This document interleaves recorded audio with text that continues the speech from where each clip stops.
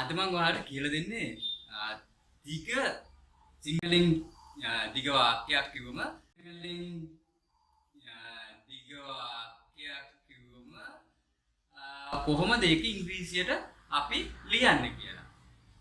ගොඩක් වෙලාවට දැන් අපිට එසේ එකක් ලියද්දී හෝ පැරග්‍රාෆ් එකක් ලියද්දී හෝ when you speak with another one you have to create the new sentence. That's why sometimes you will face the problem when you speak with the other person. You will be able to speak correctly. ඔන්න බලන්න ඔයා හිතන සිංහල වාක්‍ය ඔයාට ඕන විදිහට ඉංග්‍රීසියෙන් කියන්න පුළුවන් ලස්සන ක්‍රමයක් තමයි අද මම ඔයාලට කියලා දෙන්නේ.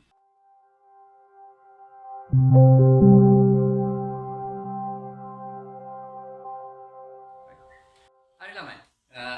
අපි මෙන්න මෙහෙම ගමු. මම පුස්තකාලයට යනවා මගේ යාළුවෙක් සමග ඔහුගේ තාත්තගේ කාර් එකෙන් අද හවස 4ට පොතක් ගන්න. අපි සාමාන්‍යයෙන් ඉංග්‍රීසි සිංහලෙන් කතා කරනකොට කොහොමද කියන්නේ? මම පුස්තකාලයට යනවා මගේ යාළුවෙක් එක්ක යාළුවෙක් සමග ඔහුගේ තාත්තගේ කාර් එකෙන් අද හවස 4ට පොතක් ගන්න. එහෙම කියලා අපි අම්මට හරි තාත්තට හරි කාට හරි කියලා යනවනේ. ඔන්න ඔහොම කියන එක. අපි ඉංග්‍රීසියෙන් ලියන්නේ කොහොමද? දැන් මේ සිංහලෙන් ඔය කියන විදිහටම ඉංග්‍රීසියෙන් ලියන්න බෑ. සිංහල කියන්නේ එක ක්‍රමයක්, ඉංග්‍රීසි කියන්නේ තවත් ක්‍රමයක්. ගොඩක් ළමයි පටල ගන්න දේ තමයි සිංහලෙන් හිතන විදිහට ඒ විදිහට ඉංග්‍රීසියෙන් ලියන්න යනවා. එහෙම වැරදි. එහෙනම් අපි ඉංග්‍රීසියෙන් ලියන ක්‍රමයක් තියෙනවා. ප්‍රධාන වශයෙන්ම ඉංග්‍රීසියෙන් අපිට ලියන්න අවශ්‍ය වෙන්නේ subject verb object. subject එක ඊට පස්සේ verb එක. එතනින් එහාට තමයි මේ වාක්‍යය තනාගෙන යන්නේ. right.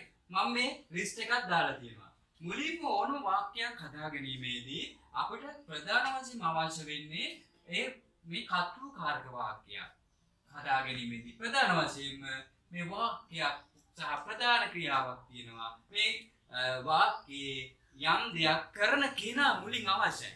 මේ දේ කරන්නේ කවුද? අන්නේ කරන කෙනා මුලින් අවශ්‍යයි.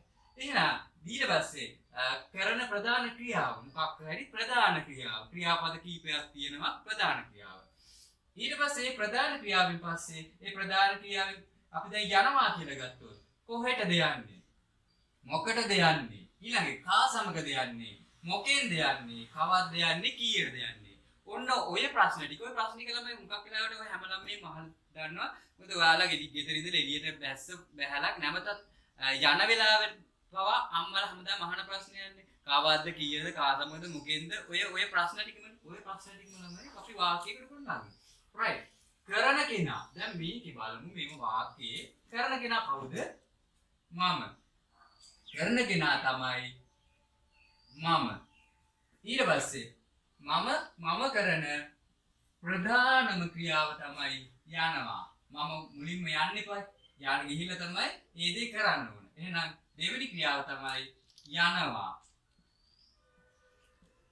ඊට පස්සේ අපි ඊළඟට දන්නවා කොහෙටද යන්නේ? අන්න කොහෙටද යන්නේ අපි? පුස්තකාලයට. පුස්තකාලයට. කොහෙටද යන්නේ? මොකටද යන්නේ? මොකටද යන්නේ? අපි යන්නේ පොතක් ගන්න. මොකටද යන්නේ? පොතක් ගන්න. ඊට පස්සේ කා සමගද යන්නේ? කා සමගද යන්නේ? මගේ යාළුවෙක් සමග. මොන සමග? එහෙනම් යාළුවෙක් සමග.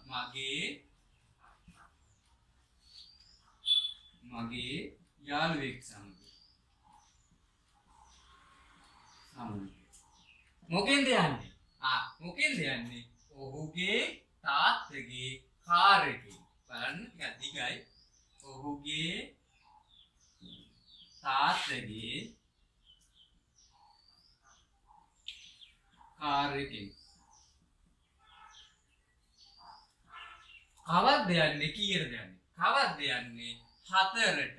හවස 4ට. එහෙනම් 4 හවස 4ට. ඔන්න හවස 4ට. දැන් ළමයි ඔන්න ඔයා මෙන්න මේ කාරණා ටිකට අනුව අපි හිතපු වාක්‍ය පෙළගස්ස ගන්න ඕනේ මුලින්ම. මේ විදිහට පෙළගස්ස ගත්තට පස්සේ අපිට තියෙන්නේ 1 2 3 4 5 6 7 එකතු කරන්න. ඉතින් ක්‍රියා වාක්‍ය ටික කොහොම 1 2 3 4 එකතු කරන්නේ කොහොමද? මුලින්ම මම වෙනකොට දාන වචනේ I.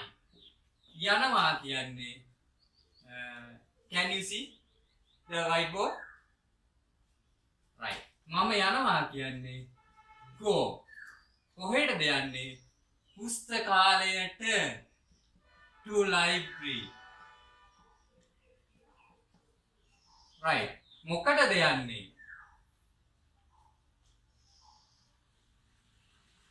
To borrow. borrow කරන්න. borrow පොතක් ගන්නව නම් borrow. පොතක් වගේ දෙයක් ගන්නව ණයට ගන්නවා වගේ එකක් නිසා borrow කියනවා. to borrow. borrow a book. borrow a book. ඊට පස්සේ කා සමග මගේ යාළුවා සමග. මගේ යාළුවා සමග කියන්නේ with my friend. එහෙනම් කා සමගද යන්නේ? ඒ කියන්නේ මොකෙන්ද යන්නේ? ඔහුගේ තාත්තගේ ඔහුගේ his තාත්තගේ කිව්වොත් FATHER තාත්තගේ කාර් එකේ. father's car. කාගේ තාත්තගේද? ඔහුගේ තාත්තගේ. his father's car. කවද්ද යන්නේ? at 4 p.m. කවද්ද? හවස. in the evening. Right? මෙන්න මේ විදිහට මේක ලියා ගන්න. ඊට පස්සේ අපි බලමු මේ වාක්‍ය ගොඩනගන්නේ කොහොමද කියලා. Right? දැන් බලන්න ළමයි අර 1 2 3 1 2 3 4 5 6 7 අපි මේක එකතු කරමු මේ වාක්‍ය ටික. එහෙනම් පළවෙනි වාක්‍යය I plus go plus to library. මොකටද ගියේ? to borrow a book. කා සමගද ගියේ? with my friends. මොකෙන්ද ගියේ? by his father's car. වෙලාව at 4 p.m. in the evening. දැන් මේ වාක්‍ය බලමු එකට අපි ලියලා. right? I go to library. මොකටද ගියේ? to borrow a book with my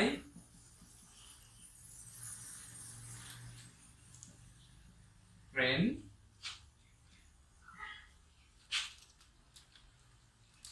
by his father's car at 4 p.m.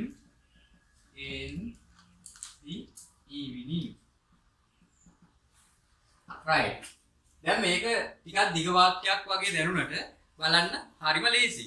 එතකොට ඔයාලට දැන් ඔයාලා හිතන ඕනම වාක්‍යයක් මේ පළවෙනිය දැන් වාක්‍යයක් හදන රටා ගොඩක් තියෙනවා. එතකොට බලන්න මේ වගේ දිග වාක්‍යයක් කිසිම දෙයක් නොතේරෙන ඕනම කෙනෙකුට මෙන්න මේ විදිහට වාක්‍ය හදා ගන්න පුළුවන්. ඔයා මුලින්ම දැනගන්න ඕන 1 2 3 4 5 6 7 මම දැන් ඔය කියා දුන්න මෙතඩ් එකට අනුව ඔයා වාක්‍යයක් හදන්න ඕන, හිතන්න ඕන.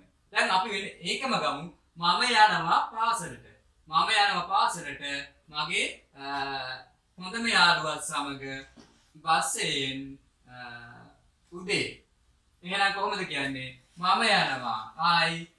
කොහෙද යන්නේ? මම මොකද කරන්නේ? I go. go කරන්නේ කොහොද? to school. කා සමගද to school. මොකටද යන්නේ? to learn. කා සමගද යන්නේ? with my best friend. මොකෙන්ද යන්නේ? by bus early in the morning. උදේ පාන්දර. තව මේ වාක්‍ය තව ටික දික් කරන්න පුළුවන්. ඕනම කෙනෙකුට දිග වාක්‍යයක් හදන්න පුළුවන්. සරල ක්‍රමයක් තමයි මේ ක්‍රමය. මේ ක්‍රමය ඔයාලා ඇප්ලයි කරන්න. එහෙම වුණොත් ඔයාලට ඉංග්‍රීසියෙන් දිග වාක්‍යයක් හදන්න පුළුවන්. ඉතින් මේ විදිහට තව සරල වචන දාලා ඔයා දන්න වචන දාලා උත්සාහ කරන්න. Definitely, I recommend 100% you will be able to improve your English. And when you speak with the other one, you can speak English using this method. When you write, when you speak, both you can use this method, right? Okay, children. Then you apply this method. Then I'll meet next video. Okay, see you, bye.